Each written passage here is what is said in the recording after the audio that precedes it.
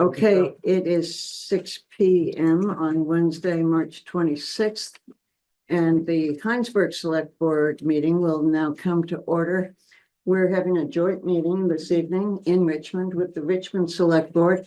And after I do roll call, I will hand it over to the Richmond Select Board Chair, Jay Furr. So there is an addition to the agenda. The agenda that we have does not have the addition of a possible action item. But after our discussion, we are expecting that we will appoint, actually both select boards have already done this informally, a smaller group of 2 select board members and both town managers to move forward further on a joint police arrangement. So I'm going to start with roll call and then I'll hand it over to Jay. I'm Marilee Lovell, Select Board Chair in Hinesburg. Mike Lohner, Dennis Place, Paul Lamberson. And Maggie Gordon is the vice chair. She might be joining us by Zoom. Let's see. Okay, Jay. Okay, so as Marilee noted, this is a hybrid meeting of 2 select boards. And to follow legalities, apparently it's necessary that we each call ourselves to order and then begin functioning as a combined meeting. So I'm calling this meeting of the Richmond Select Board to order. We'll just do a quick introduction. I'm Jay Furr, Chair. Our Vice Chair, Adam Wood is not here. David Sander. Bard Hill. Caitlin Filkins. Okay. And we also have with us here at the table our Town Manager, Josh Arneson, and the Assistant Town Manager, Joy. I don't have my glasses. I'm doing Grossman. I always just know you as Joy. You don't have a last name. Okay, so our agenda, just quickly to go over it, is hopefully no more than 2 hours in length. We are going to start by doing public comment in just a minute, but then we will have a discussion of the existing agreements for shared police and police chief services. Then, having discussed that, we'll talk about options for structure going forward. And then when we finish with that, we'll discuss the idea of hiring a police chief to serve both Richmond and Hinesburg. And to repeat what Marilee said, we anticipate the action item of both select boards naming 2 of their members to act as a working group going forward. But to start with, I want to thank people for joining remotely and for joining here in person. We have a lot of people here, so I'm going to ask people to keep public comment to 2 minutes or less. Would anybody like to make a public comment? Over here. I'll try to talk fast. My name is Sarah Toscano. Good evening. My husband works in law enforcement and all the local LEOs have been talking loudly about how well Chief Cambridge was liked and how much he was screwed by both towns. Nobody is going to want to work in either town, knowing they will be smeared by the town manager to the media and leaked personnel issues to the media. And with their job offer rescinded over rumors. Both sides need to make this right. Anthony Cambridge and honestly to the whole Cambridge family. Hinesburg town manager has attempted to claim credit for hiring a police officer that was actually hired by Chief Cambridge before he left. Nobody will want to work in either town at the moment, as you know, he has been started, and it. Despite rumors to the contrary. I'm requesting that if Chief Cambridge is not immediately reinstated, as he should be, that you wait, and as I'm pursuing completion and filing of a petition to end governance via town manager, and to, in Hinesburg, and between 60 and 90 days, should be able to remove the only barrier to his reinstatement. Thank you very much. Is there anybody else who would like to make a public comment? Hi, I'm Natasha. Could you speak a little louder? And can you say your last name too? Liuzzi. Okay. And I know for a fact that Chief Cambridge asked to have a meeting with the select board in Hinesburg, and they have not had the decency to even acknowledge his email. And it was sent on Monday, and he would like to speak with both select boards, Richmond and Hinesburg, and nobody has had the common courtesy to get back to him. Okay, I think is often. I would like to respond to this. please do. So in the last communication to us, Chief Cambridge requested that all further communication be through his lawyer. So, His lawyer was copied on that email. on so Monday. we have requested our lawyer to respond to his requests. Okay, and from the Richmond side, the issue is closed. We will not be reopening it. Just wanted to state that for the record. It's a decision of the town manager that the select board supports, and we are interested in what comes next and not in what has passed regarding hiring or not hiring of any individual. Okay. Any other public comment? I see Jamie up in the chat Zoom. Jamie, go ahead.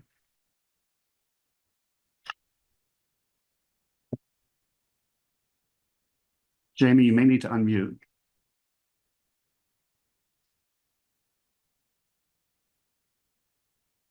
Jamie, you are still muted.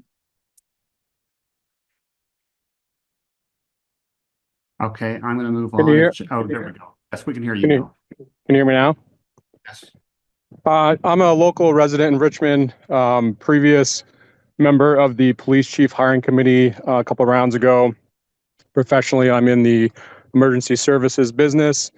I just want to say that I think it's very important that the Richmond governing body continue to look for a full-time police chief. I think in order to be successful with emergency services, you have to have leadership from the top down.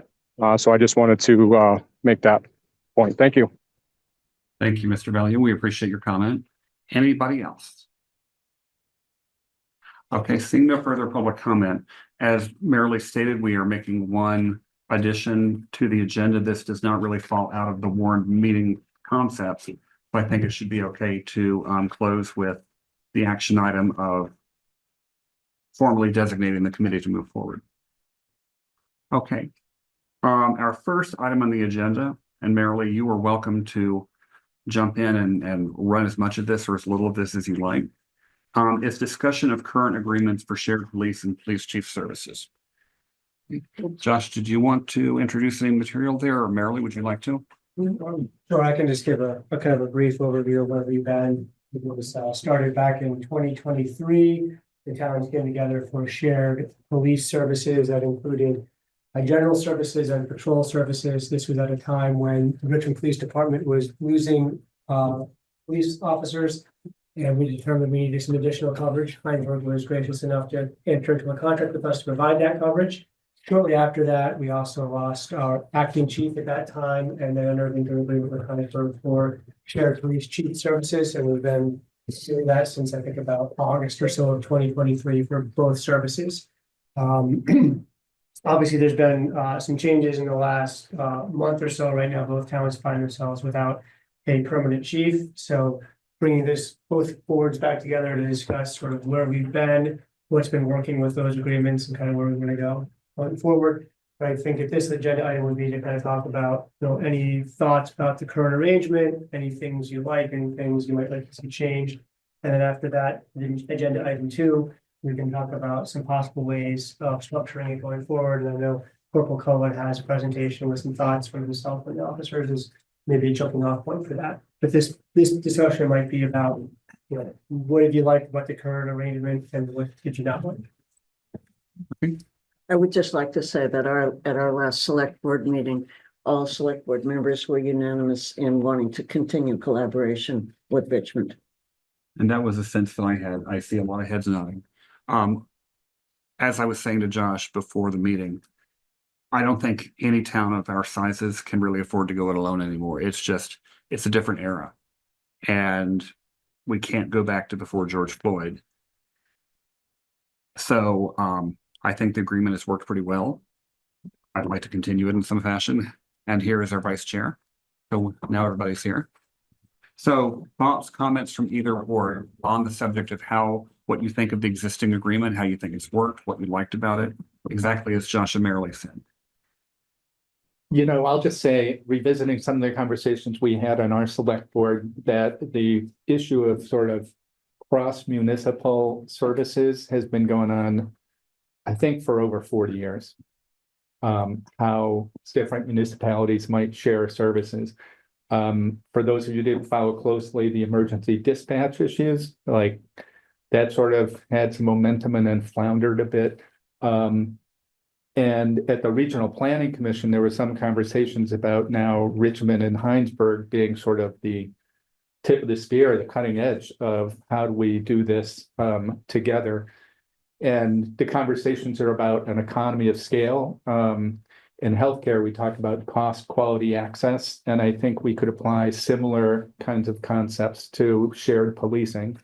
That it could improve our costs, could improve quality, and could improve access to police services in terms of shared both chief and patrol services.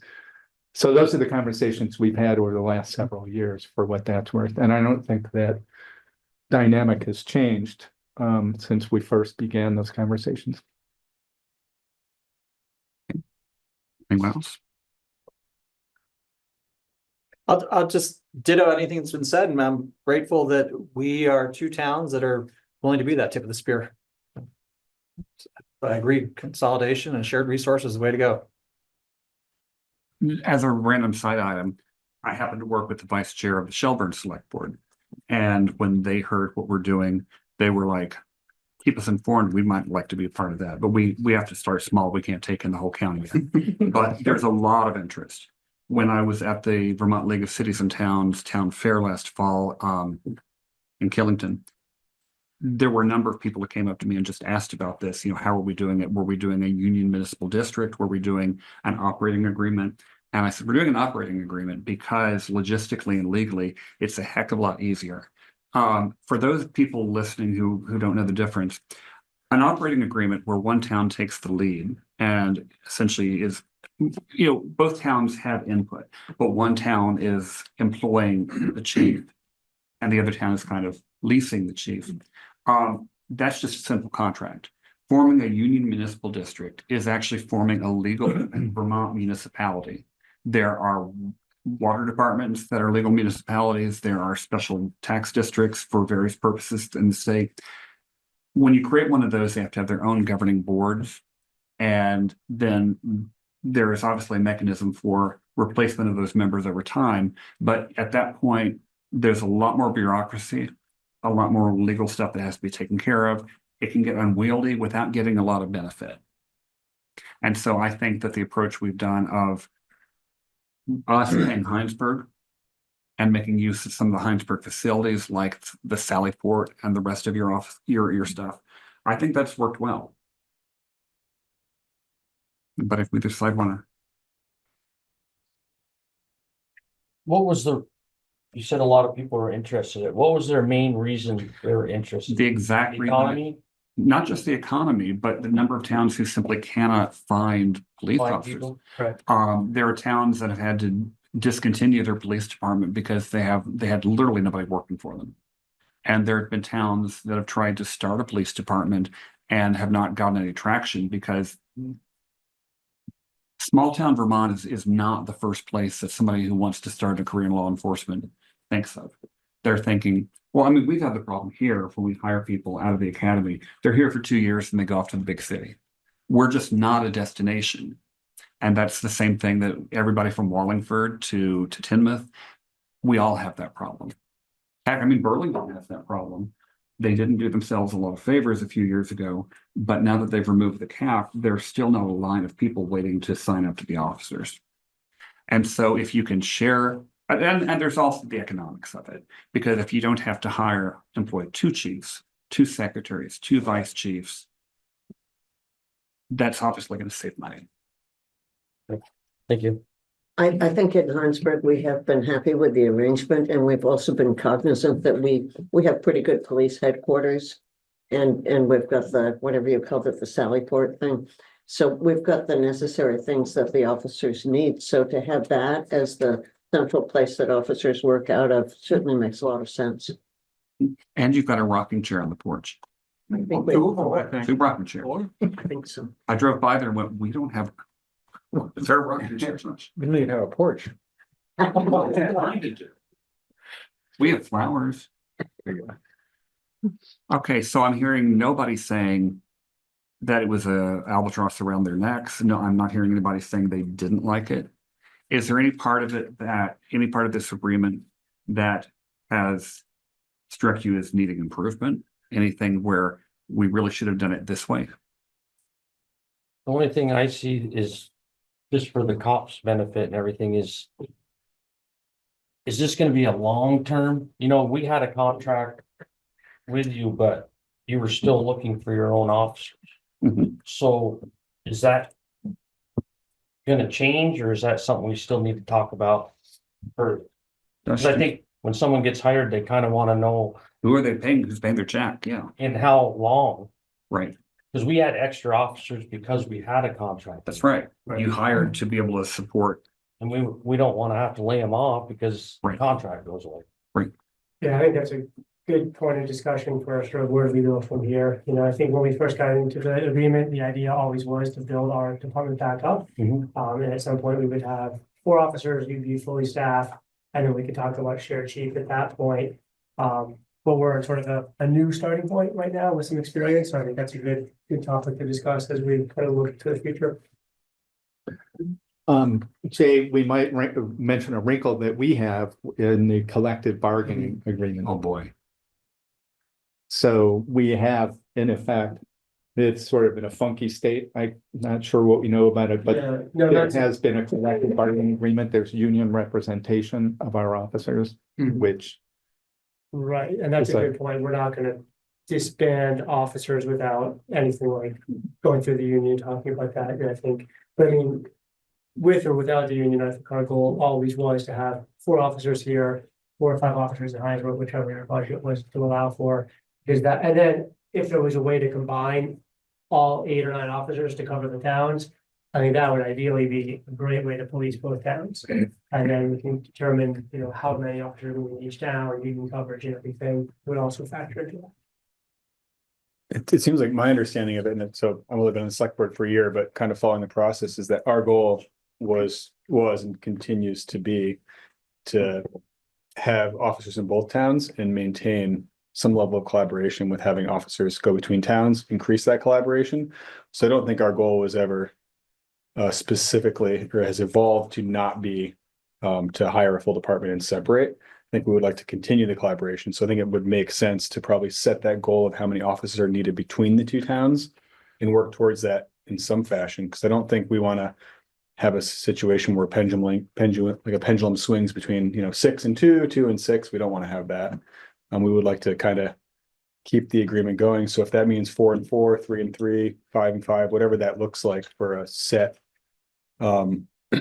desired level of coverage, hours, days, and then figure out a plan of how we get there between the 2 towns. I don't think we have a clear idea of how we get there, but Right, and one of we the would like things, to do it in a collaborative way. We're not trying to use the collaboration to be a stopgap to having a separate department again. we have a question for the audience. My name's Erin Farr. How many officers is like the ideal number? Is there a number that's like ideal in Hinesburg and ideal in Richmond, or is that still being determined? Just to piggyback No, I what you think- were yeah. saying, like, is there a number or? That is not the know? question that comes out of that. We all have different opinions. Okay. The one thing that I think I've heard time and time again, the number of officers is a subject worthy of discussion, but another subject is the time span of the contract. Because everybody's very skittish about is the idea of a 1-year contract, and then that contract runs out and we're dealing with officers we can't afford to pay. So if we are going to go down this road, and that's kind of our second agenda item, we need to make sure that the contract is for sufficient length that no one's left holding the bag. Jay, I was going to answer the question in a somewhat different way. The near term immediate practical answer is how many positions did we budget for? And how many did we budget for this year and next year? That's the number. Another way to frame it is what sort of coverage do you want for the town? And so this has come up over time. How come we don't have 24/7 coverage? And if you start to think how many officers it takes to provide 24/7 coverage, and then backup because people have vacations and other things, it quickly expands to a much larger number than we have budgeted. So I think a lot of the conversation has been what can you cover with the budgeted positions? And then it devolves into what are we actually going to cover with the number of filled positions in terms of shifts? And to add on to what Bard was saying, we paid significant money in Hinesburg to have a safety study done. And experts came in and they addressed this question and they had a lot of statistics. And if you look at it this way, we're good with 2 or 3 officers. On the other hand, if you look at it this way, we need 12 to 19 officers. So they kind of came to the same conclusion that Bard so well described. May I ask what's in Richmond's budget right now? Yeah, we have 4 officers and then basically a shared police chief. And And a dog. yeah, and I think we ended up on a 20-hour-a-week administrative position, which would not be police officer position, but additional stuff. And we currently have 1 position filled? Correct. We ended up. Yes, yeah. Absolutely. Don't forget Duke. I'd actually like to call on the officers present, and sir, I'm sorry, I don't know. That's Frank. Oh, you're Frank. It's our interim chief. Okay. So Frank, I'll start with you since you outrank the dog. How do you feel that the arrangement's been working? Are there things you think should have been done differently? So Not to put him on the spot. Yeah. I don't think we've seen an ideal situation yet. So it's kind of hard to answer that question. I think we were possibly on the right track there, but we need to build back up. I don't think we've seen. I don't think we've seen enough to really for me to answer that. Does that make sense? Oh, sure. And Matt, what are your thoughts? Sort of mirror with Frank here. I see a lot of potential with the collaboration between towns and how that can move us forward as a policing in our communities. I do think we haven't seen the maximum because we haven't been staffed to the maximum to see the benefits yet. Okay. One thought that and just to go back to the agenda, we're kind of starting to tiptoe into the second agenda item. The first agenda item was the current agreement. And then the next is going forward. Is there anybody else who has any thoughts about the current agreement, how it's worked, before we transition and kind of speculating on how it could be or what we want to see?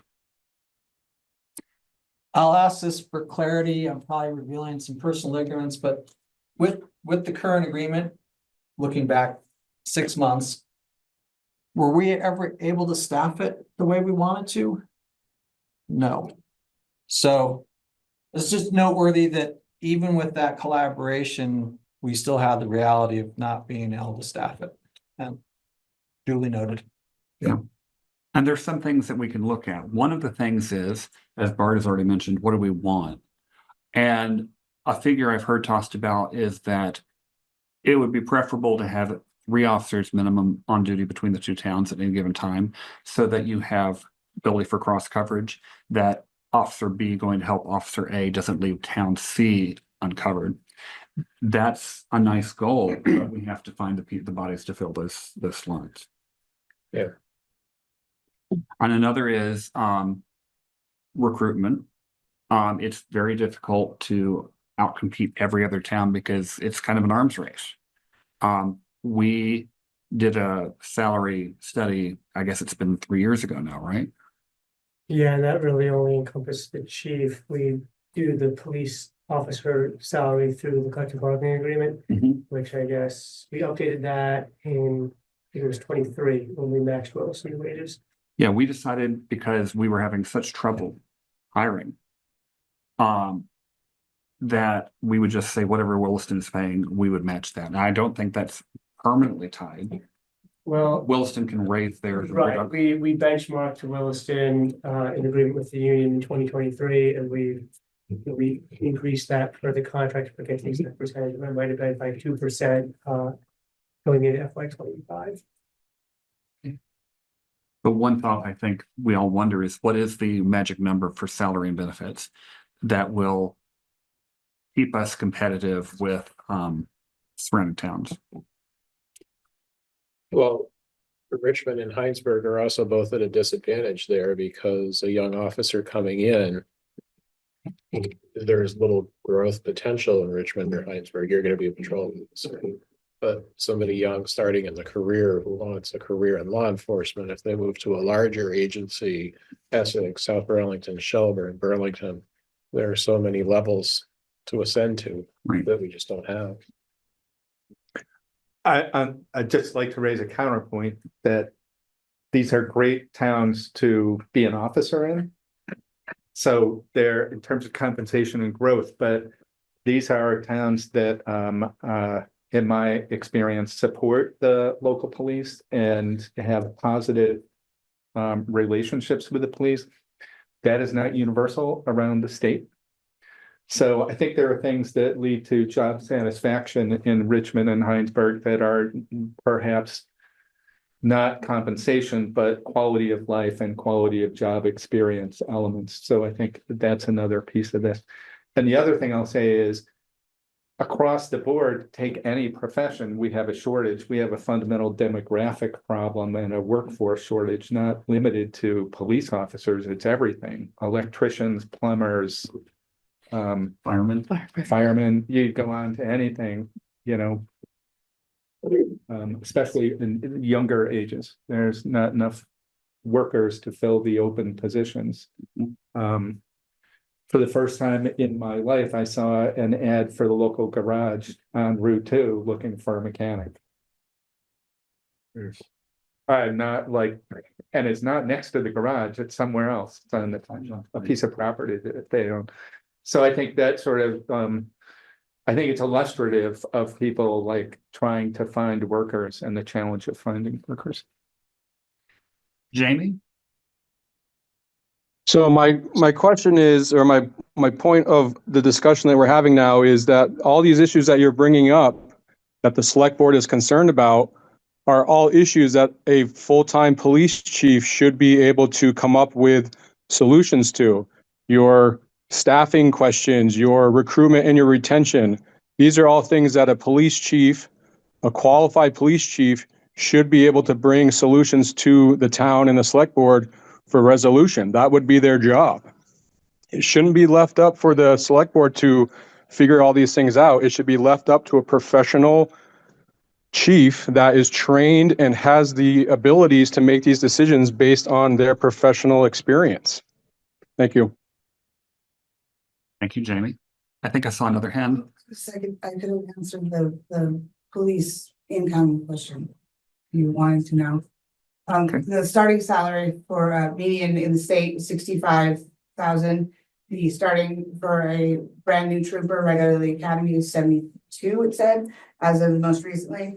It was at 71.9. So you sort of have to sort of work between them generally, because median also goes to even smaller towns. True. The state of Vermont doesn't help itself in one respect as far as getting police officers, because the police academy is a residential academy, and you don't get weekends off. And so if you are, for example, a mother with children who wants a law enforcement career, they don't offer daycare. And you're having to go down to the academy and basically live there for a while. It's not something that they make easy to just decide to switch careers. It's pretty much a commitment.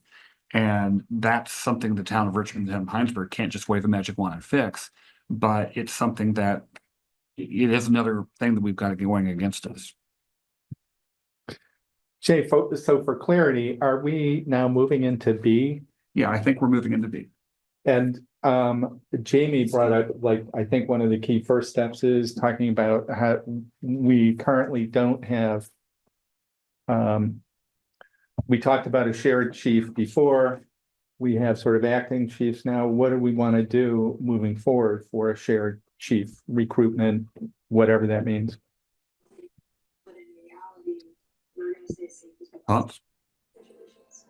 You want to go to? You don't have a plan. We need to, your name? Frank Haas, Hinesburg. Okay. You don't have a plan yet for the department. You could bring the best chief of the world in tomorrow, but you have not given them any guidelines. Once you guys, and I saw Matt's presentation and stuff, there's a lot of good information on there on what your possibilities are for the future. Once you've decided what the future is, then you bring your chief in. That's a good point. And he's made reference to a presentation that Corporal Cohen has. And this might be as good a time as any to show it. So Matt, are you ready to take us through the presentation that you two put together? Yes. Seats. Switch spot. Table work off of. Yeah, no, we don't have that one. Yep, sure.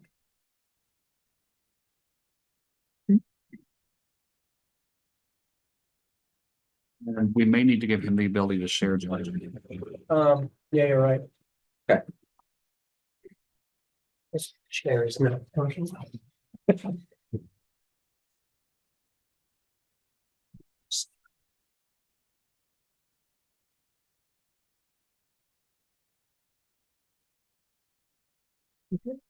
Share your screen.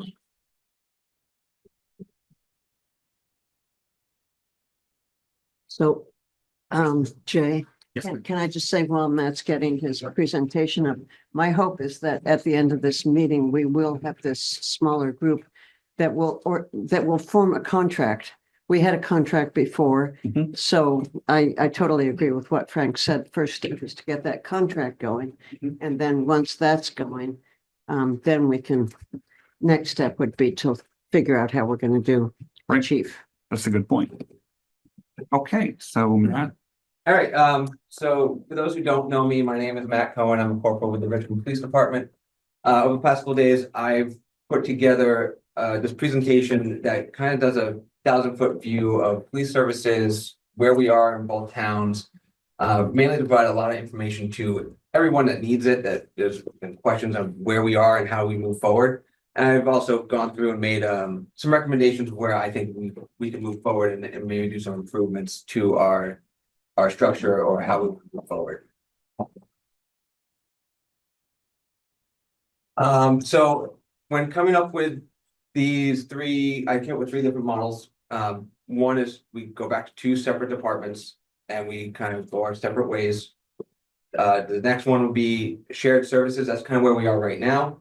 And then, or one uniform police department between both towns. A little bit of a summary. This is kind of our overview of what both towns have, where we are, and what we might need for coverage and services. So our populations between both towns are very similar. Our square mileage between both towns and road coverage, schools are all very similar between both towns. Current numbers with Hinesburg, we have 3 officers in town and a part-time officer who just started. The Hinesburg is budgeted with, from what I was able to pull off the town website, is 4.87 full-time employees. That's 4 officers, a shared chief, I think the part-time officer as well. When we look at Richmond, it's just me right now, and on the Richmond pay scale or on Richmond pay salaries, but Richmond is budgeted for FY 26 on 4.5, which is the 4 officers and a shared chief. I also went back and looked at calls for service over the last 5 years. These are the average numbers for both towns over the last 5 years. Some of this stuff will come into play later. I'm kind of giving you the overview, and there's more information in the presentation later. If I want to also say, if select board members have questions on things as we go through, ask me.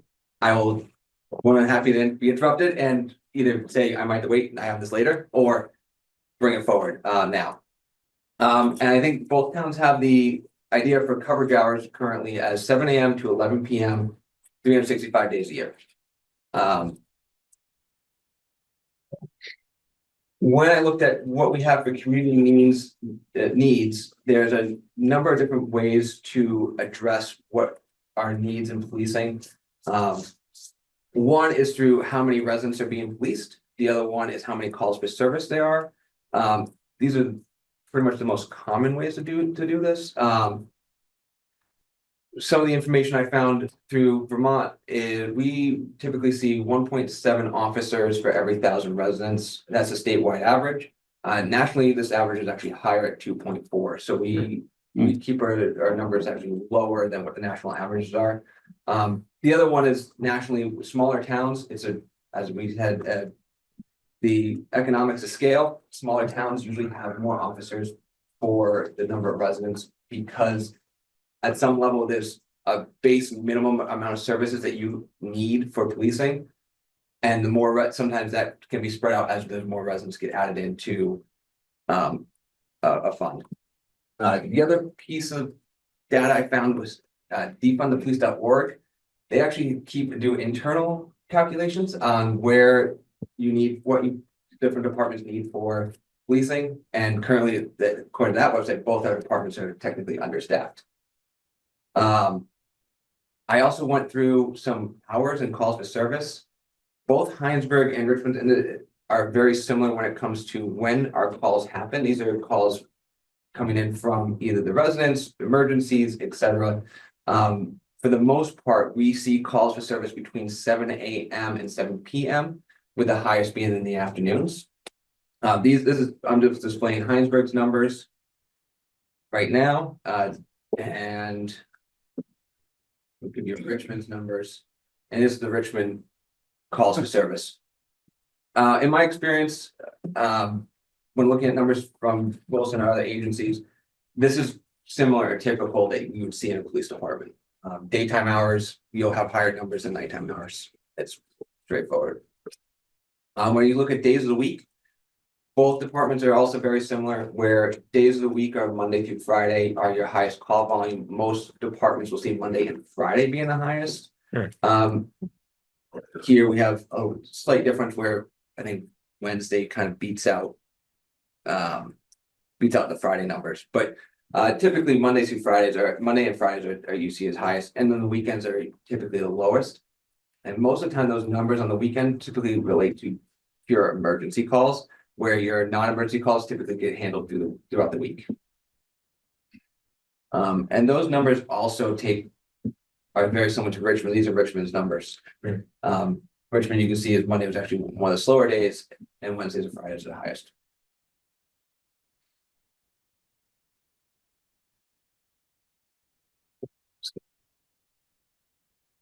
Sorry, guys.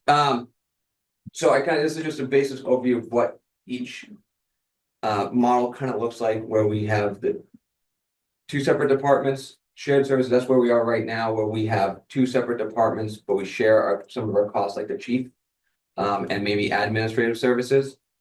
And the last is the one uniform department, where you would merge both departments into one department that actually works for both towns.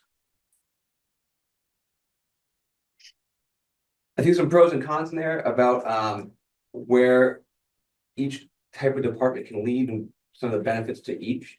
When you have two separate departments, you keep your local control. Each select board can choose how they want their department to look, how many hours they want to cover, what they want to spend on that department. It's also easier to manage one department than it is to manage two departments. The structures for budgeting oversight are already in place. We already have these structures in both Richmond and Hinesburg. And we can easily adjust the need to the needs of each community individually.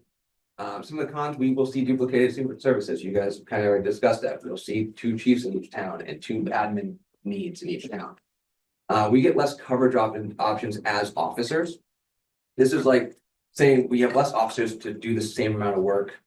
And we can't share that coverage, those coverage options. And there's most likely going to be a higher overall cost between the two departments. When we get to where we are now with shared services, we will see some of our costs being reduced. But each town gets to maintain their own individual control of what happens in their own budget. We get that shared patrol coverage, which means that we get some of that what we see now, where Hinesburg comes into Richmond, Richmond kind of goes into Hinesburg, and we share some of that coverage needs. We also share our expertise inside a department. So inside of the police department, you need to have highly trained individuals to handle all different types of calls that we handle. And so when you get someone who gets trained to a higher level, like a crash reconstructionist, a drug reconstruction expert, we can share those services now throughout both departments. And though that knowledge gets spread out to your officers who come, a more senior officer who has that knowledge can then educate those who are coming in behind them. And when we have shared service, we obviously build a stronger interdepartmental relationships. So some agencies, you'll see that it's hard to interact with other agencies. Other ones, they get along really well. And when you work together, you will get along better. Some of the challenges that face a shared service is there's a higher degree of difficulty to manage both towns because you have one manager asking to manage two different budgets, two different policies, two different equipment needs, in different standards between both towns. And that is a challenge. It's not impossible, but it is definitely a higher challenge. And you need someone highly skilled and very organized to do so. When you look, the other thing, there could be some interdepartmental jealousy if those pay, benefits, time off, trainings are not aligned and equally spread out between departments. You might have some departments and staff that might be upset with the other department that might have, maybe a training budget is higher in town A than it is in town B. And town A's officers get to go to more trainings that might lead to some jealousy between departments. Can I ask a question about that? I'm brand new to the select board. I was just elected, so I may not have some of the background, but did we see that in the current state that we had or that we have going? Not to my knowledge, but that is a pitfall that could go forward if things do progress to a point where there are significant differences between departments. Yeah, and I understand that the pay is based on Richmond select board budgeting pay versus Hinesburg pay, so there could be differences there. Correct. Understood. Thanks. I guess just to sort of jump in a little bit. I think two main differences between both departments right now is the Richmond department is unionized and Hinesburg is not. And with that, I think the pay scale was a little higher in Richmond than it is in Hinesburg. Richmond officers also have take-home cruisers and Hinesburg does not. So there are a few differences there in the conversation already. Thanks, Josh.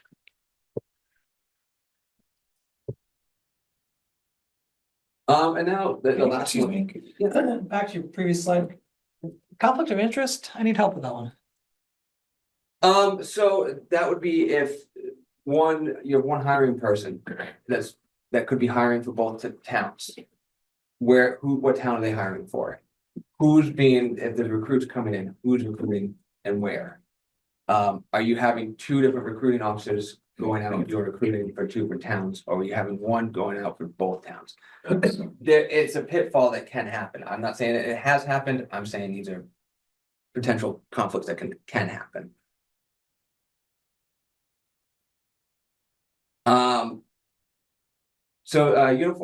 One uniform department, this would be basically combining departments and having just one lead department, one lead agency. This would help reduce costs further and provide more patrol coverage. We would have the shared department expertise and knowledge. It's easier to manage because you have one person managing one budget, one set of policies, one equipment, list of equipment that they need, etc. I also think this would lead to higher officer retention because you're gonna have one larger department that has more movement, as we had discussed earlier.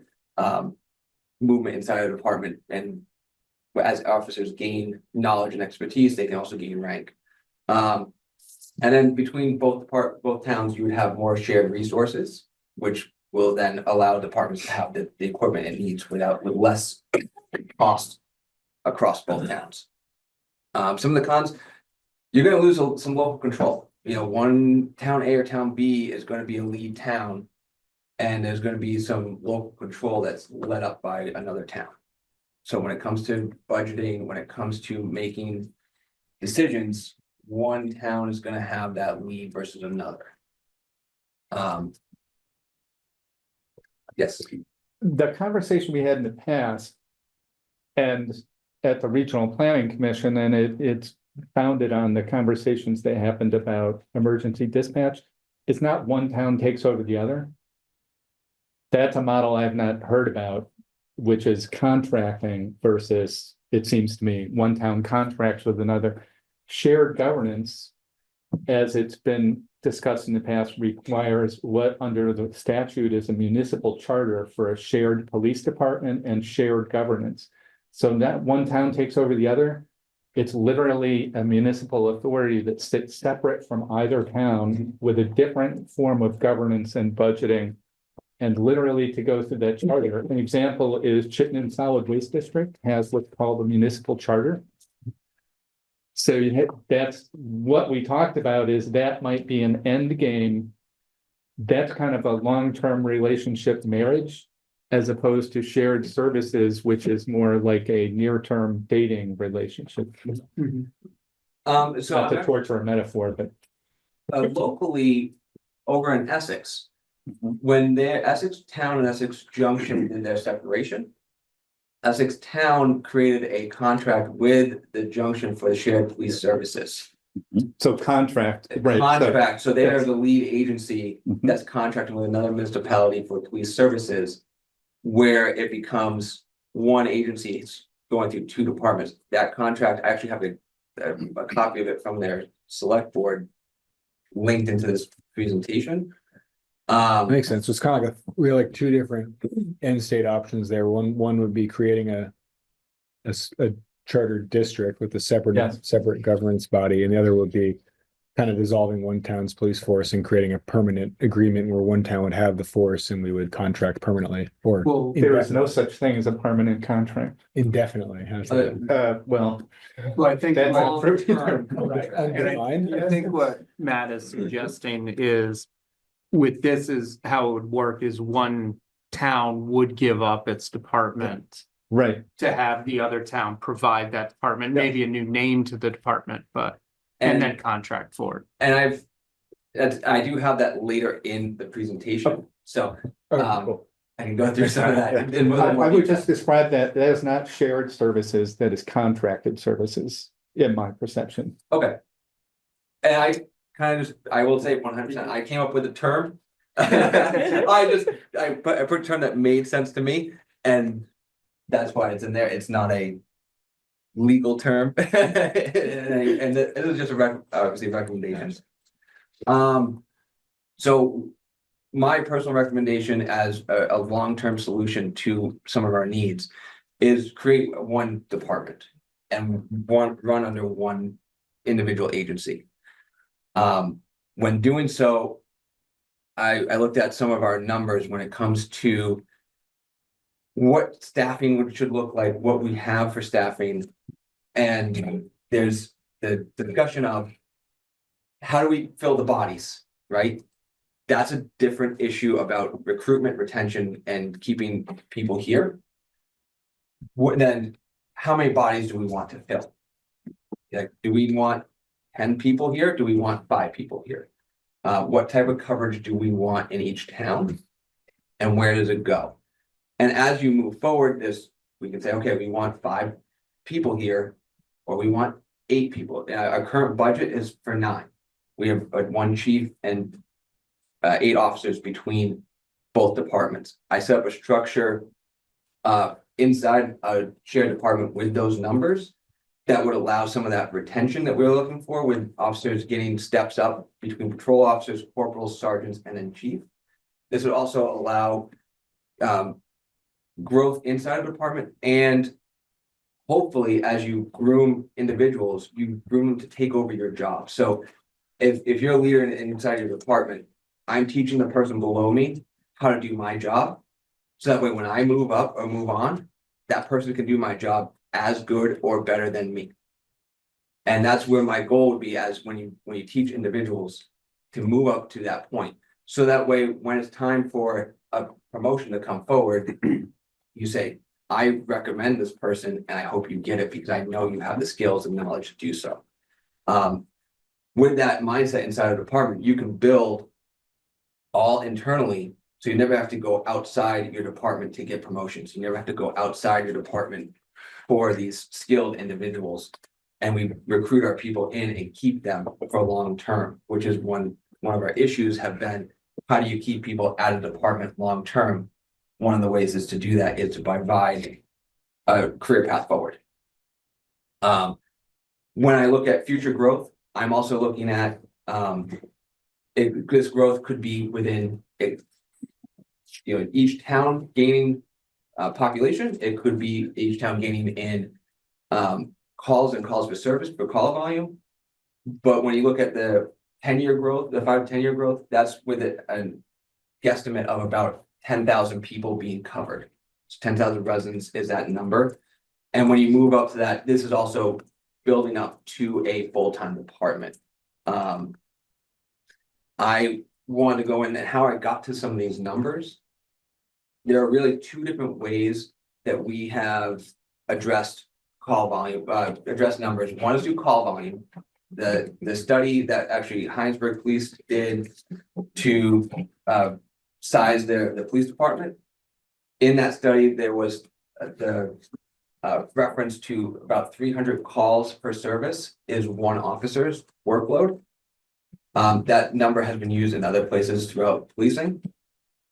I've broken that down into both for calls for service for Richmond and Hinesburg are here where we have, if you did it by every 300 calls for service, you need an officer. Hinesburg should have about 6 officers and Richmond should be about 5 officers. That, So I have a question about that. yeah, Calls for service.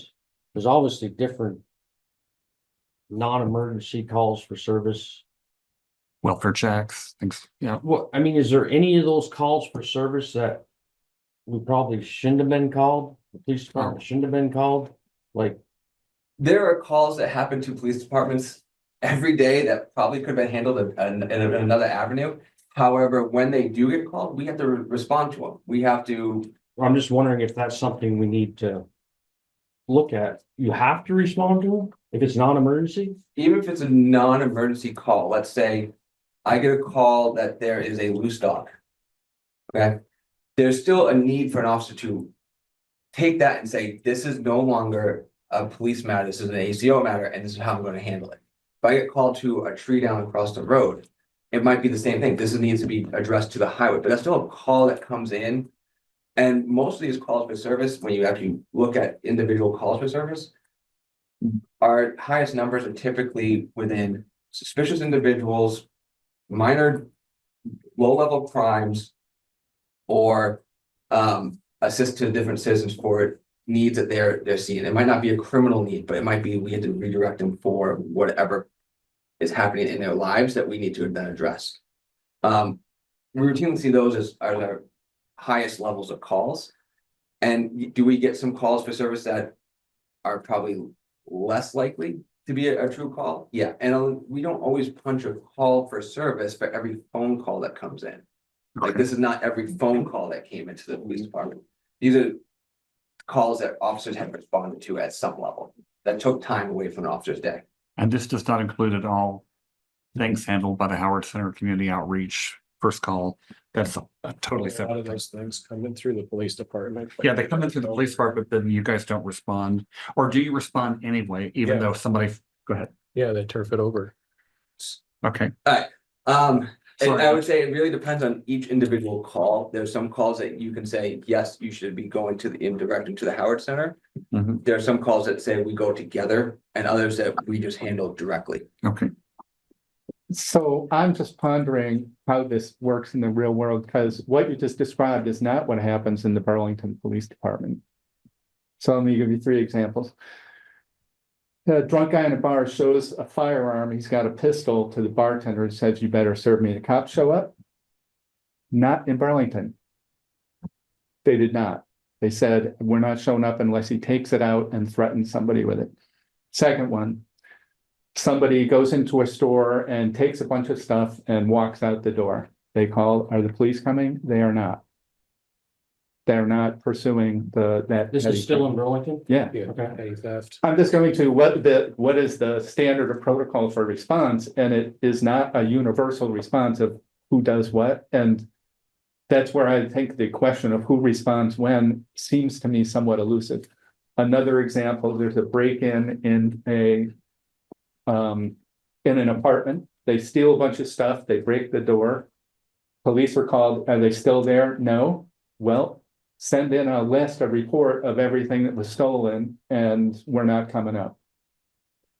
So my observation in the real world that there's not a universal standard about which police officers respond to which event at which point in time. Right, but so for clarification, a call doesn't necessarily mean you leave the office, correct? Correct, sometimes. So it's any call that's coming in.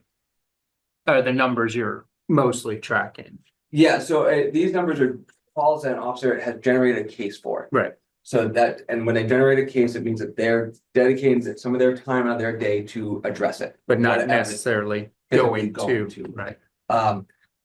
But an example of that could be as someone calls with a credit card fraud.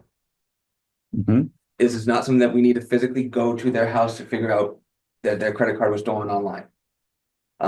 But they need to have an officer response and generate a report for their insurance for their credit card. Is there better ways that can, online reporting that Burlington has gone to? Yeah, we don't have that set up yet. Could that reduce officer workload? Yes, it could. But until we get those services and those systems in place, you still have an officer saying and writing up that report for the insurance company. But the three examples she just gave, you would go though, right? I would go to each one of those. Or at least write up a report. And then, but even in that, what type of community do you want? Right. Because what we see from those examples from Burlington, you get a feeling from Burlington that police are not going to help you and not going to respond. What do you guys want? That's a question for what does our community members want? So this comes back to the question that Aaron asked at the beginning, like, we could hire a ton of officers. Mhm. We really could. I don't know to what degree we're not going to for at least another, 15 months? Our budget for next year is in the can, right? I'm just saying the overall budget, I don't know how it played out in Hinesburg, but people in Richmond were not asking us to raise taxes and hire more staff. And it's just, that's the tension in the real world that we face between what do we want for coverage and what can we afford in coverage? That's embedded in all of this, I think. Really glad you're bringing all that up, and I have not asked this question formally, but I can assure you the vibe I sense from Hinesburg is nobody wants to create a Burlington model of police response. That is just assumed to be neglectful at this point. Yeah. And so We as have a couple- we plan next steps and set some parameters and benchmarks, I won't be aiming for Burlington as well. We've So had a the- couple people who've had their hands up a little while Can after I bar, just- after bar. So the other example we've talked about community policing is somebody has a flat tire and the cop stops and helps them. That is the conversation we've had over the years, community policing, not like Burlington. My real point was that there's not a universal standard of police behavior or response. And I agree, we want our officers to respond to that sort of thing, and we're not having the same volume of those sorts of events. But in terms of community policing, it's not just the calls, it's also, I think, the engagement with the citizens in a number of ways. So, and this speaks to the point I tried to make earlier that my hope and expectation is that being an officer at Richmond and Hinesburg is very different and more satisfying experience than being an officer in either Burlington or the state police. I'm going to take a couple questions. Jamie's had his hand up longest. Jamie? Yeah, I just don't want to, cloud the discussion with comparing Richmond and Hinesburg to Burlington, because that's certainly not even close to demographics. And I understand the point you're trying to make, Bart.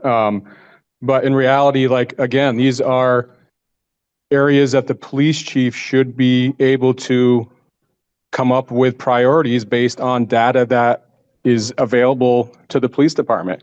It shouldn't be what you want as a select board moving forward. It should be identified as a police chief, and they present their case to the select board of what's best for the organization. I would disagree that I would be more than happy to increase my taxes if I had a cleared path of a way for us to have a system in place that would be 24/7 coverage, but with a plan in place, not just some sort of number thrown out there with no plan. I mean, these are things that a police chief should be able to identify and bring forward for support from the select board and then support from the town. Okay, Tony?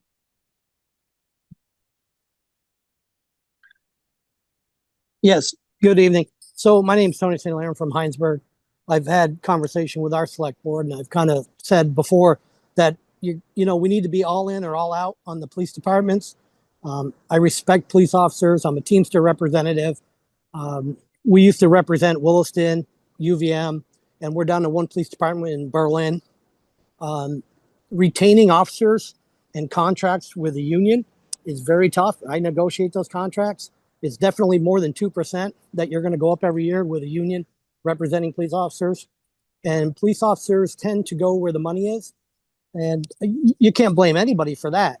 But to have some reality to it is these small towns are not where people end up. They want to move and advance themselves in their careers. And it's a career that's very tough. I respect them all. But, you know, a small town like Hinesburg, we're building up another 600 homes that we're going to need more coverage. And I have no problem with my taxes going up for a police department. But, you know, the people in town, they either got to be in or out because it's going to get expensive. Richmond has one officer being represented by a union. Hinesburg, you know, if we get to 9, they're all going to be in the union. It's not like one's going to get left out. So when you deal with people like myself who do this for a career, we're looking for healthcare. We're looking for training pay. We're looking for advancements in boots and equipment. We go after the towns to give the officers everything they need to protect themselves. So, you know, just be aware of that this is going to get expensive, and I'm all for it, but just make sure your towns are. Thank you. Thank you. Thanks to both of you for commenting. Yeah. Erin. Erin Farr, I'm a Richmond resident. I do have a question about the slide for you that you had right before this one. Okay, I will come, can you hold it so I can come back to that? Yeah, absolutely. I just have a question about one of your slides. So yes, come back. So I'm gonna finish up on this slide and I'll go back to that one. That's actually on my plan for this presentation. Okay. And so the other way we look at it is with residents and how many residents we have. And this is when we look at full-time, 24 hours, 7 days a week coverage. You're looking at the recommendation would be 1.7 officers for every 1,000 residents, which right now would be about 15 officers with the current amounts of residents that are in both towns, if you went 24/7. Now, I'm not saying we go to 24/7 at the moment. We don't have the funding or the staffing or the need at the moment to go that route. Now back to the slide. Okay, So go for it. So my question was about your future growth, and this might be more of a question for the 2 select boards than you specifically, but absolutely answer if you know the question. So in Richmond, I know that we often talk about like, how do we grow? Where do we grow? But there are a lot of constraints and we probably aren't growing quickly. And I'm wondering what the growth looks like for Hinesburg in the next 1 to 10 years, because I'm not very familiar with their zoning or what they have available for non-floodplain land, like all of these things. Would we be in a position if we went to a one uniform police department where a town like Hinesburg might have the ability to grow significantly in 1 to 10 years, whereas a town like Richmond, we might like to grow, but we probably just aren't going to be able to grow at a very fast rate. Because I do see the number changing from like the 9 officers to the 17 over the future growth. And like I grew up in Williston, and when I was a kid, there was nothing in Williston. And then in my lifetime, obviously Williston Police, Williston Fire, all that stuff has just exponentially become full-time and lots of people. And so I don't know what Hinesburg's ability is to grow, but if we did this option, might we be in a position where it might not make sense to police the 2 towns because one has grown significantly and one is still quite small? Does that make sense? I would think I'll let Hinesburg Select Board Yeah, absolutely. tell them about the growth, but I can tell you, at least my view on this and how I came up with some of these numbers. I first came up with the 1 to 5 year growth with the idea of we would grow to become a 24/7 police department. If you don't want that, these growth numbers do not match. Yep, absolutely. On our current days in coverage, you take what I end up doing, we are actually currently staffed for the 7 days a week. 7 to Right. 7 to 11. Yeah. For 7 days a week with between both towns, we are actually staffed appropriately at 66% of the overall need for a 24/7 town. Okay. So those numbers are, these are for 24/7 coverage. And as we go forward, the future growth might be in housing, it might be in other towns or agencies wanting to join in on this. You know, as we said, this is where the spearhead.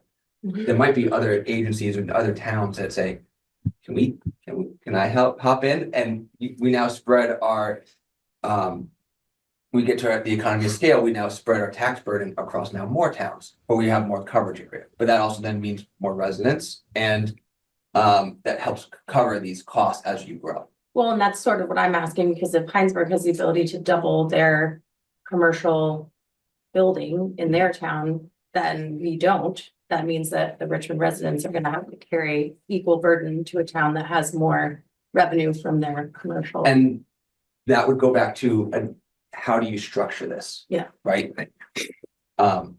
Which is up for debate.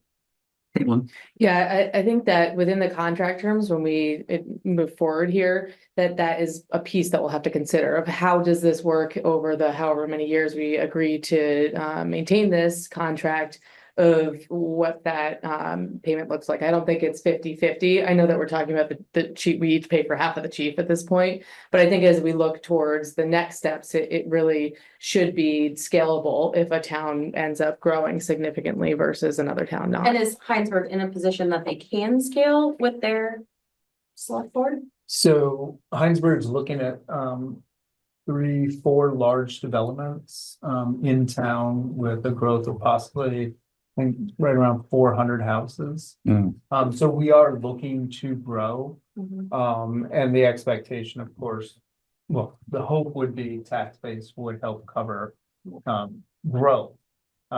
We all know that doesn't always work, but I agree. I mean, I think right now it's 4 officers, but if one town's all of a sudden double the size, well, that town's gonna need more officers.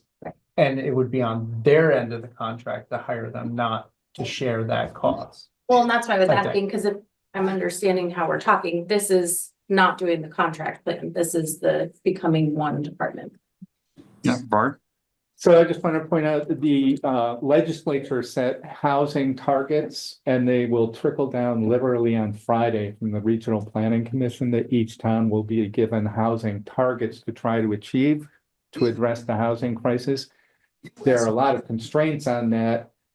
Leave aside tariffs and workforce and cost of materials. There is also, as I think you were observing, some significant parameters in Richmond in terms of floodplain and slope and some of those just terrain challenges that don't lend itself as well to like 100, 200 units in one place at a time. Not that it's impossible, but somewhat more difficult and constrained.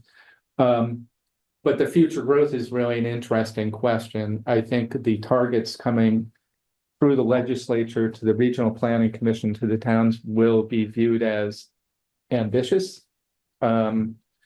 But the intent is clearly to grow, and how much can we grow, and what does that mean for town services, including police? And I'm very pro like police and pro public service. I just wasn't sure if we might be in a place that one town was drastically askew. May I ask? Yep, go ahead. We just revealed with public knowledge in Hinesburg about the number of houses we anticipate if they get built, which is such a big if. Right. Does Richmond have anything of scale in the pipe? No, we have the complication. We have a river that floods. I think you probably heard of it. And we have mountains. Yep. Our buildable area is pretty minuscule. And our water sewer system is pretty constrained. We have wrestled for what, 10 years with how to extend water and sewer into the gateway. And even though it's a modest amount of money, we could never figure out. No, everybody thinks it's a good idea, but nobody wants to pay for it, is what it boils down to. Got it. I don't have exact numbers on it, but I have seen that the increased density in zoning, I think does have potential to. We've already seen a few lots submit permit applications for subdividing or adding more units to their lot.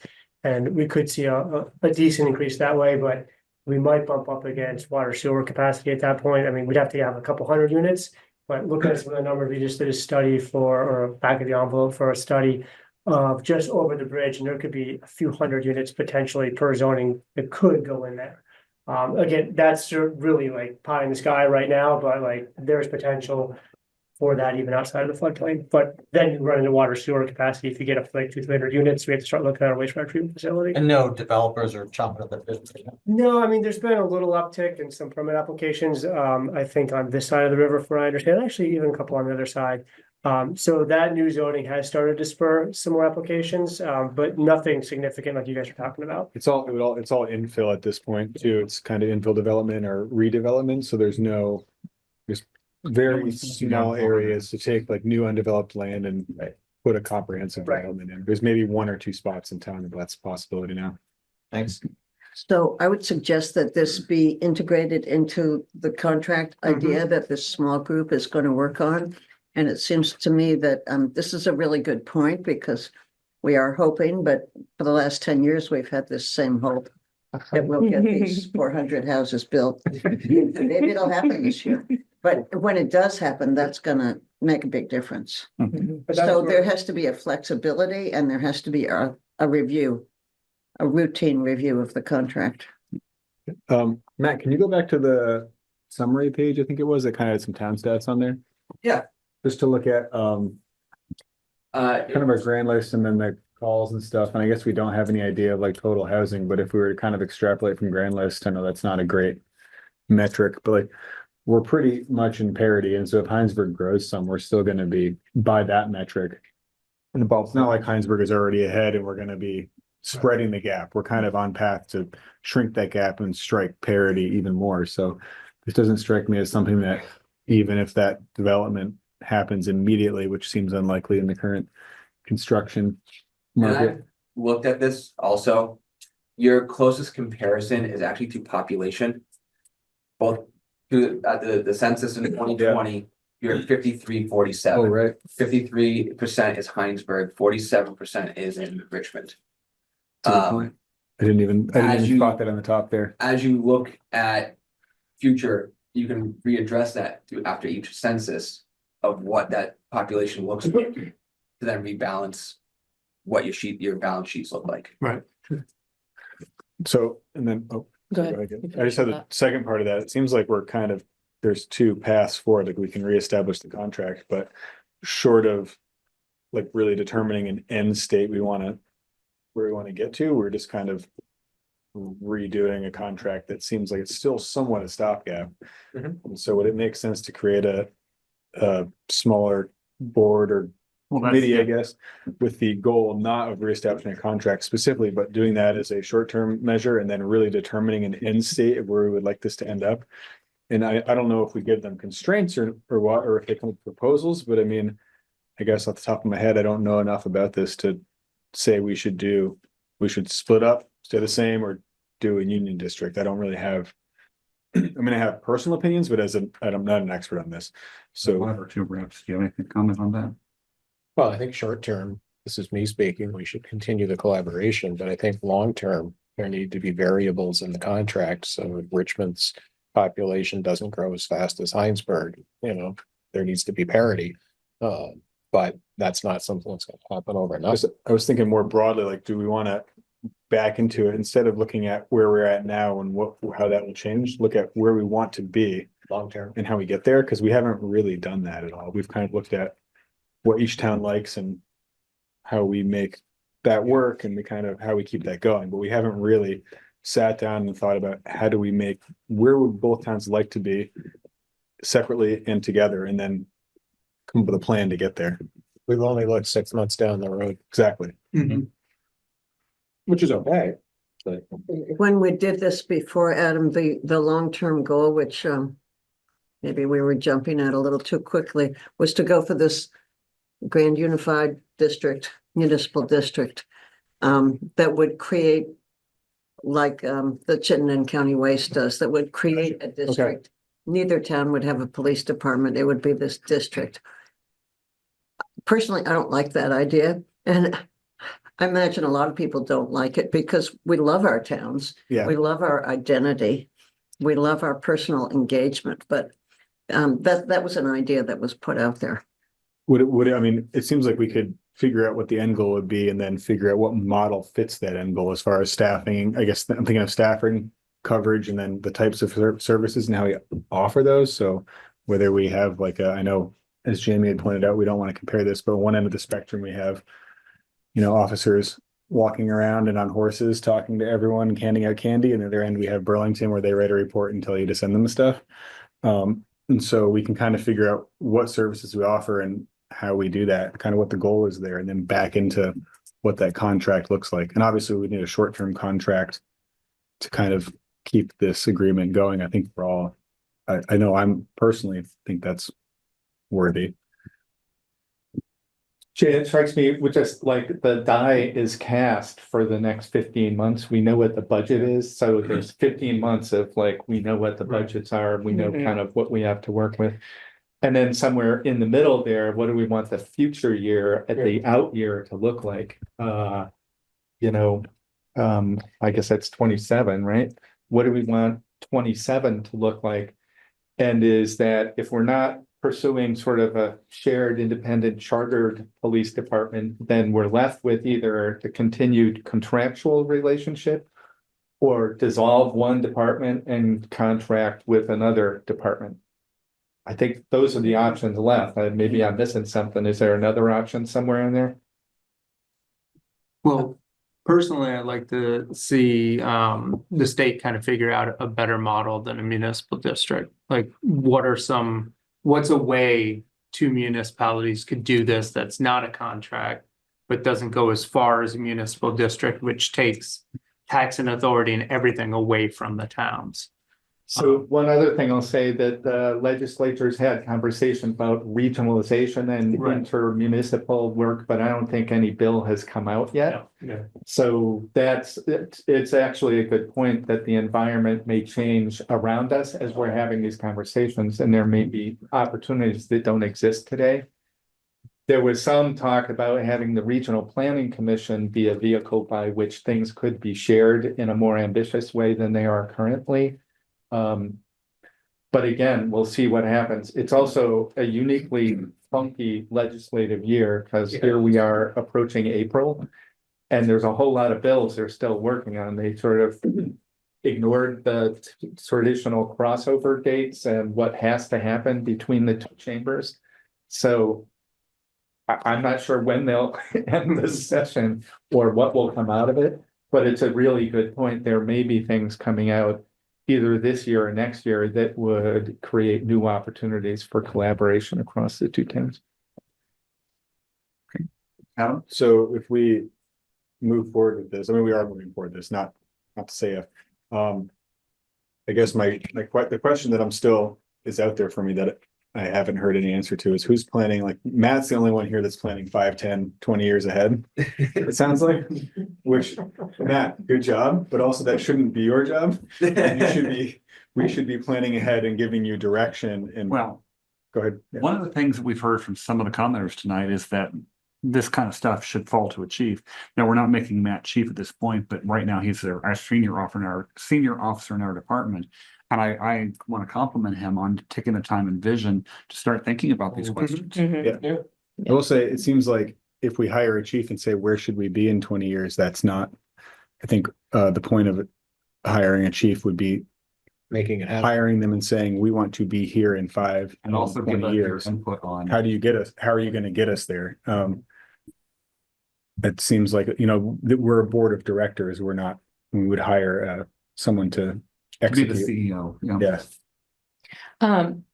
I think, Matt, I heard you say this last time, but tell me if I'm wrong. The last time we spoke about it at the last select board meeting is that some of the officers are feeling the ambiguity in this space, and that is kind of causing some of the some anxiety around what's going to happen next. Am I saying that accurately? Yeah, and Frank might back me up on some of this. But really uncertainty goes into questioning where we go, how we move forward. And part of this has to be, when we police, you police with the consent of those you police. This is, policing 101. So we would need both towns to decide what do we want to do as police, how do we want to be policed? And then that brings you back to your CEO, how do you get there? As you said, that's your CEO makes your directions, how do you get there? But you need that direction of what's your end goal? And if we have that end goal, then we can work towards it. Yeah, and to that point, I think one of the things that I'm most concerned about is that as we already have issues with retention and with recruiting officers, if we can't put together our end goal and decide on that we will work towards over time, then we're going to have more problem with that. So as much as I want to say, maybe we'll do one of these, I also think that we need to make a decision of which path we are pursuing so that we can eventually get there, even if it means there's an interim contract to get us there. Yeah. And I assume this is going to be a much longer, these are bigger questions than, Yes. by the time the next contract is going to be in place, right? So this is going to be we're going to have a short-term or medium-term contract, and then we would kind of, as towns collaboratively individually figure out where we want to be, and then also through that collaboration, how we want that to develop. And then that contract could either be replaced or modified or evolved. Right. So we've got a couple of questions and a chat message. Aaron and then Jamie, and I'll look and see what's in the chat. My comment would be that I like what JB was saying about that this would be like you'd have a chief to steer you through some of these things. But clearly we don't have one of those. And it does seem like we have enthusiastic parties between the officers and the two select boards, et cetera, here. And I do think that you should all go forward with your plan, even if you say it's 2 years or whatever it is, to try and get someone in as a chief. And when you're interviewing your next chief, think about this like we want someone that's going to help us with this plan. Because one thing I will say from observing, not this last chief, but chiefs prior, we had a lot of chiefs in Richmond that seemed to be here like in their retirement capacity and maybe wouldn't want to attack this sort of a outside of the box thinking. And we seem to have some of these younger people that are excited and enthusiastic about it. So how do we work with the momentum that you have and not just wait for a chief that might be taking his last retirement time? Okay, Jamie? I don't mean any disrespect by this comment, or don't take this personally, but I don't think that the select board operates like a board of directors. There may be, and I don't know specifics of the select board that's there now, so I apologize, but there may be no experience in policing at the select board level currently, or in the future when someone is either reelected or replaced at the select board level, the next select board member may have no experience in policing. And so to say that the select board acts as a board of directors, I just caution you on that, because there's a lot that goes on in professional emergency services that some select board members may have no concept or idea of, and are now thinking that they're going to be able to put forward a program or expectations based on their personal experience, which may be nothing. Jamie, I was kind of thinking that this, I think that's a really good point. I personally don't have a ton of experience with policing at all. So I was kind of imagining that this committee that we would put together would have people that would represent the towns, but then distinctly separate from that would also be people who would represent the expertise and knowledge of policing. Do you think it's reasonable that we could put together a committee between the two towns that would do all that? I mean, we've been there before. I've been on that committee before, and we put police chiefs through to the select board that were not hired. And so there is, you know, my frustration is that has happened in the past and we gain no momentum with that. And I don't know the particulars, and nor should I know the particulars of why some of the positions fell apart at the select board level, but it did happen, and that's, you know, that's reality. And so that's something that, all good intentions, but is it something that, you know, the select board is going to follow through on? Food for thought. So, thank you for your input, Jamie, but I don't really agree with all of it. I have been told, not more than once, that the select board is like a board of directors and our town manager is like the CEO of the board of directors. And it's the job of the select board to vision the future. So I hadn't thought of this idea, but I like what you've been saying, Adam, and I think Caitlin too, that we could create a vision. We live here in our community. We know what we want. We may not know much about policing, but we know what we want. We want a safe place to live. We want it to be friendly. We don't want cops that are nasty, that are pulling people over for no reason. So we can have that kind of a vision, and we can have the kind of a vision of where we want this future collaboration to go. That to me is much more difficult because there's so many unknowns, especially growth. But we can certainly have an ideal of what we're working toward. And I think it would be the job of the select boards to create that, and the job of the police chief and the police departments to implement that. I think to Jamie's point too, it's also within the purview of the select board to recognize we want to develop a vision and that we're also not experts, to call in experts to advise us through that process, whether that's community members or Vermont resources or paid consultant. I don't have any idea, but so having the vision doesn't mean you have all the knowledge. We do need to recognize that I can only speak for myself. We're not experts on this. So I think that is a good point, but like you said, we are also tasked by the towns with kind of looking to the future and the next budget year. Yeah, and there are various resources available to us. For example, Trevor Whipple, who is an employee, he's a former chief, and he's an employee of the Vermont League of Cities and Towns, which we are both members of, has a lot of input of what's been done in various parts of the state, what has worked well. Doesn't have all the answers because no one does. We also have people like Chief Burke, who's I guess now the Burlington chief, who has also been very generous with his time to give opinion on things. So again, I don't think anybody is disagreeing that the select board cannot put in place a working structure because we don't have that experience.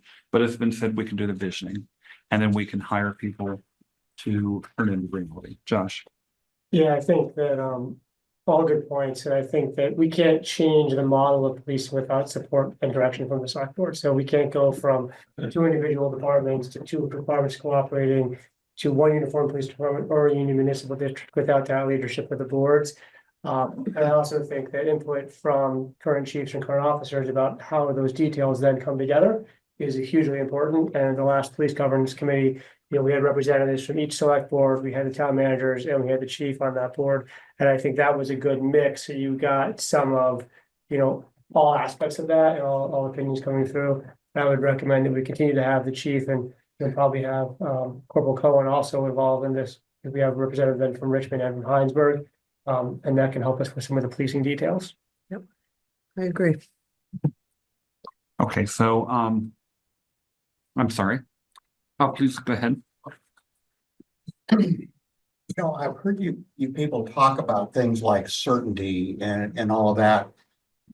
Number one, I don't think a shared department's a bad deal. A police officer driving down my street is a police officer that works for me. It doesn't matter what the circumstances are. A shared department, 5 officers with a shared department or 5 officers for both towns. The way we've got it now, we have 3 in 1, and I don't think it's working. But, temporary contracts and all of this stuff, there's not a police officer in this state that can't be working for another department in 2 weeks. And you don't have to, kiss their butts or anything like that. But give them some certainty that they're going to have a job. One of the Hinesburg guys was listed on the town roster as temporary. Now, what in the world do you think that kind of made him feel like? and he was temporary because of the Richmond contract. But he was not he just was a little bit discouraged about that. If you're gonna just kind of decide what you want to do and then go to it. And if, you want to, because you want to give new hires the future by telling them that, we decided we are going to do a shared department and you're going to have all these opportunities and like that. That's what gets officers to your town. And I loved your Burlington statements. That's absolutely true. I live in Hinesburg because if I pick up the phone to call the police, they're probably going to come out to my house. They're not going to tell me to file a report somewhere else or whatever. Yeah. So that's why we live in Hinesburg and we live in Richmond. But when you make your decision, make the decision if you can, and then work towards it. And with progress, not just, okay, well, in 15 months, we're going to do this. Try to work your project out now to give these people a reason to be here. So that's it. No, I already said my name. I just want to say this is Frank Koss, who was our police chief in Hinesburg, very well liked, very well respected, did a great job for many years, and I'm really grateful you're here tonight, Frank. He made a couple of mistakes. He hired me. That was one of my best things. That's looking back though. I was gonna say, looking forward, you sound like a great committee member for the, Yeah. Okay, so in terms of our agenda, I'm not trying to preemptively cut things off. We had aimed for about 2 hours on this. And I think I'm hearing a lot of consensus about this definitely bears exploring. Yes. We know that we have two people sitting next to me trembling with excitement at the idea of meeting with Hinesburg. And who would be the two people that you're thinking of from over here? Mike and Dennis? Okay. Stop sharing. We do have a third item on the agenda, which is discussion of hiring a police chief to serve for both Richmond and Hinesburg. I'm happy to bring that topic up if people feel that they'd like to discuss it. But I don't know that everybody's going to want to, because I'm hearing a lot of, let's not be hasty, let's figure some stuff out first. But do people want to discuss hiring a police chief for both Richmond and Hinesburg? Because we've got time. I don't want to be lost, but the guy who's using a pen really appreciates the slide presentation you made. I can't imagine doing that at this point in my life. I want to lean heavily on existing officers in the departments. I don't want to suggest your days are easy by any means, but if you're surviving with an acting chief and that provides time, let us know. If it's not satisfactory, and I look internal. I looked into those who are being most affected by that decision. I look to them first. And however you want to gather that information, I'll leave it to the town managers or someone else. But I'm the least qualified to determine whether we need to hustle on this chief project or not. Well, it just seems like Richmond's had a lot of chief turnover over the last number of years, and it seems like it would be great to hire a perfect chief right away, but it would be more important to hire a very good chief once versus a few chiefs over the however long. And so doing this quickly as possible to do it right the first time would be the most important. I assume that, every time there's a new chief, there's a big transition for the town managers and everyone in the department. And so having that transition happen a few times is going to burn people out. And My hope was that, sorry. No, go ahead. No, go ahead. My hope was that the committee would come up with a process. And that process would be that the two towns jointly would do a police search and think of the qualifications and all that's entailed in hiring a police chief, which isn't going to happen quickly. That necessarily is going to take time. I might, mind, I'm not speaking over Frank and what his views are. However, I think stability is key right now after the flux we just went through, that we need to keep some stability inside our department so we can build it. And then as you guys come up with what view you want and what goals you want to set, go forward with that.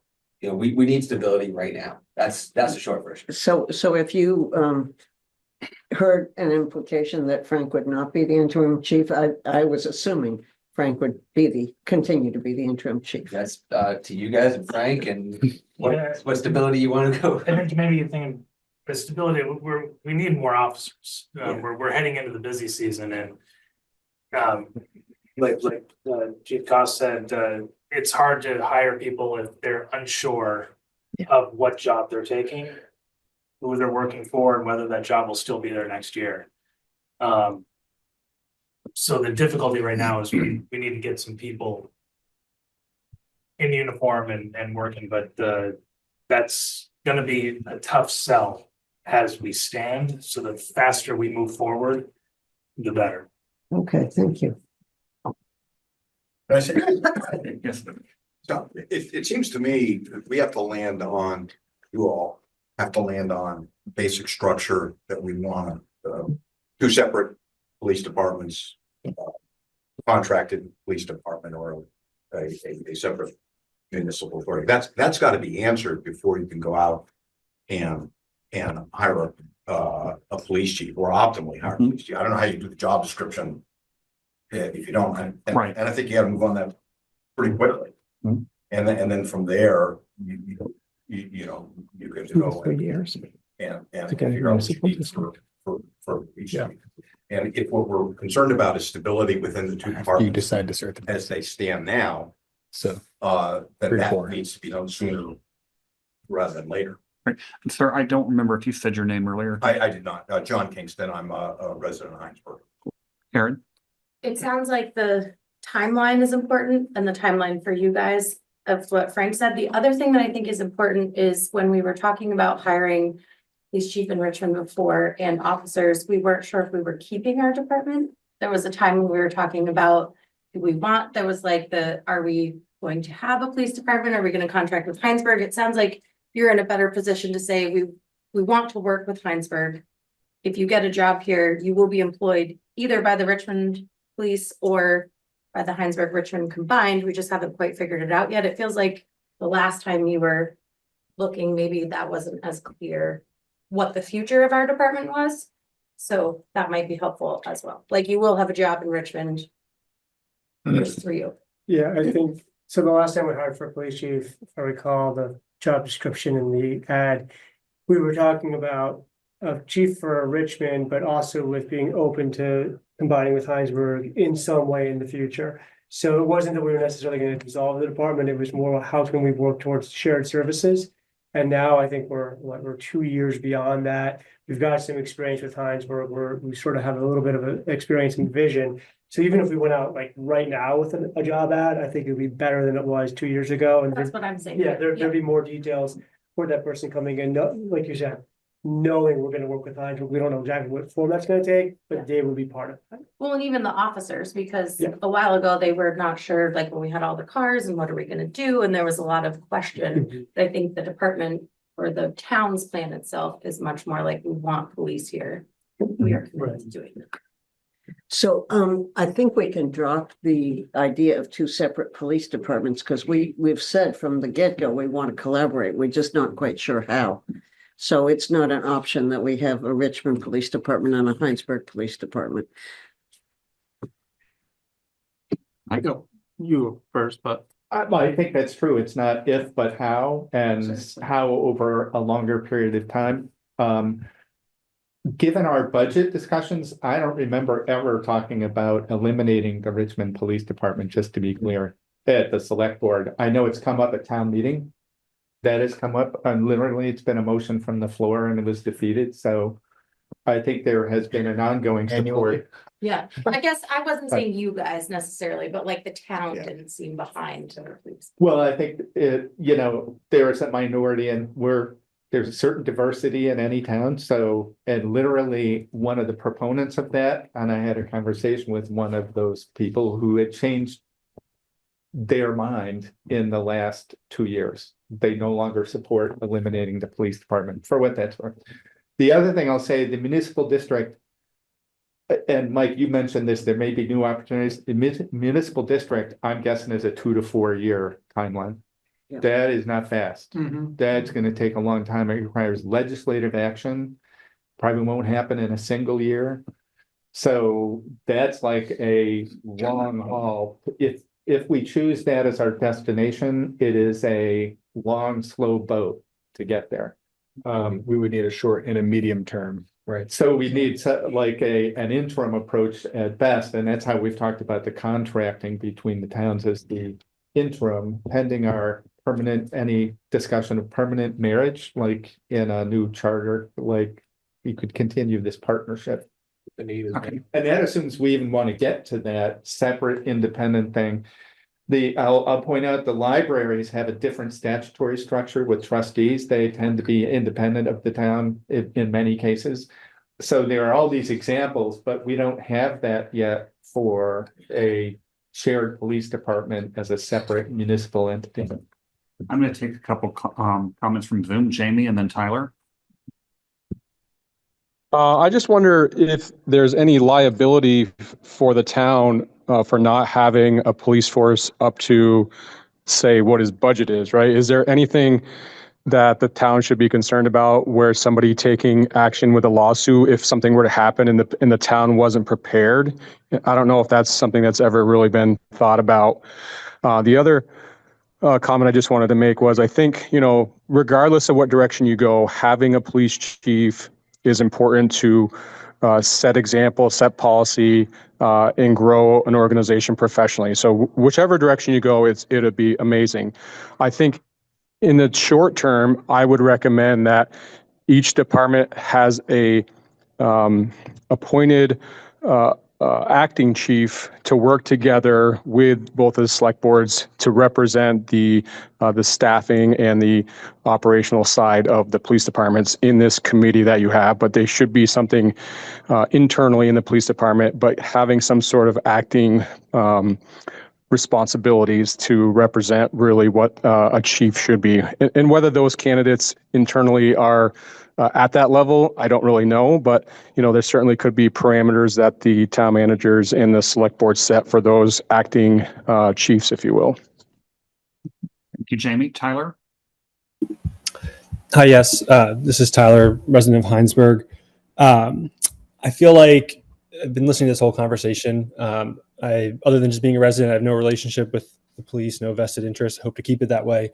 I feel like it seems like hiring is an issue. So like Marilee said, 2 towns with their own separate police departments isn't a viable solution.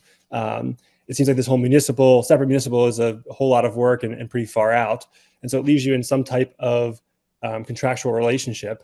From the outside looking in, it doesn't feel like the current situation is working because we had a police chief. I have no idea if that was a good police chief or bad police chief, but the relationship, then he was going to get hired to Richmond.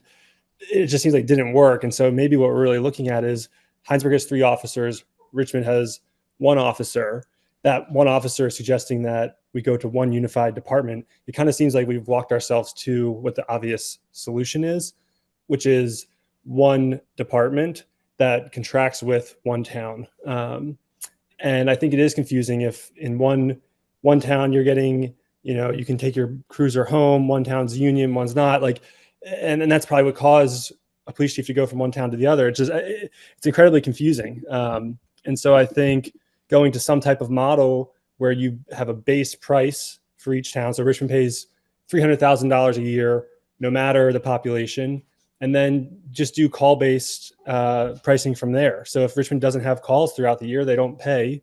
Same thing for Hinesburg. Seems to make a lot of sense. Last point I'll make is I really appreciate the officer who came with a PowerPoint and a lot of details. I don't really think that's part of his job. And so I think that shows just someone who cares.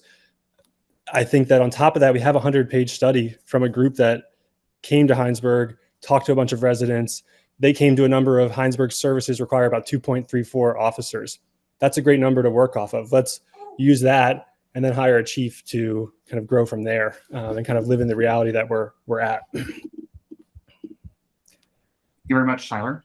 Mike? Yeah, I think another important thing to when it comes to hiring of the police chief is that the 2 towns at this point are not both trying to do it. that we're working together, that it's a very clear, this person will be working in both towns. Just to get rid of that ambiguity as well.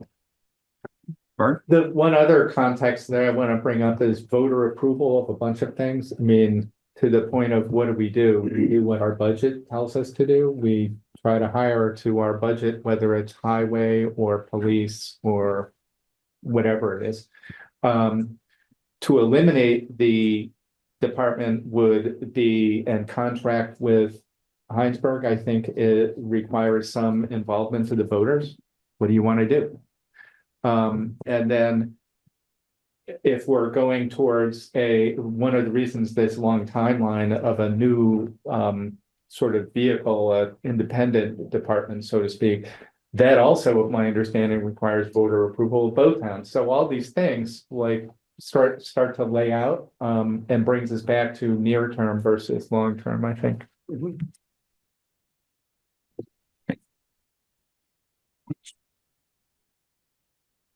Okay, so next steps. Committee. So we are theoretically together as two separate select boards, even though I've been running things. We could make a motion on our side of the table to go ahead and designate these two. You can do the same on your side of the table, and then we would then discuss when do we meet. So do we have a motion from this side of the table to appoint Bart and David as our representatives to the shared governance committee? We not done that? Didn't we? We did. Did we? Yeah. We formally did that. Yes. We don't need it. Do you guys need to make that motion? Yeah, well, it was more informal. It would be better, I think, to do it formally. So I will make a motion that Mike Lohner and Dennis Place be part of the police, the committee moving forward to explore collaboration in policing with Richmond. I'll second that. All those in favor say aye. Aye. So that was unanimous. I did. And Paul seconded it. I have one minor piece of minutiae. Tyler, what was your last name? Sparks. Tyler Sparks. Okay, thank you. Still is. We don't know that. He could be up there filling out a deed poll right now. Okay, so we have our representatives. We have a hand up. Rachel St. Hilaire. Rachel, go ahead. Rochelle. Oh, I apologize. Thanks. Yeah. Oh, no worries. It's a interesting name. But anyway, I just wanted to ask that you take a good hard look at culture and, examine what the departments currently have. Because I think there may be some serious culture issue in the Hinesburg area, and bringing somebody new into that is just going to cause more issues. So my hope is that somebody pays attention to the culture in the town. Thanks. Bye. Okay. Thank you very much, Rochelle.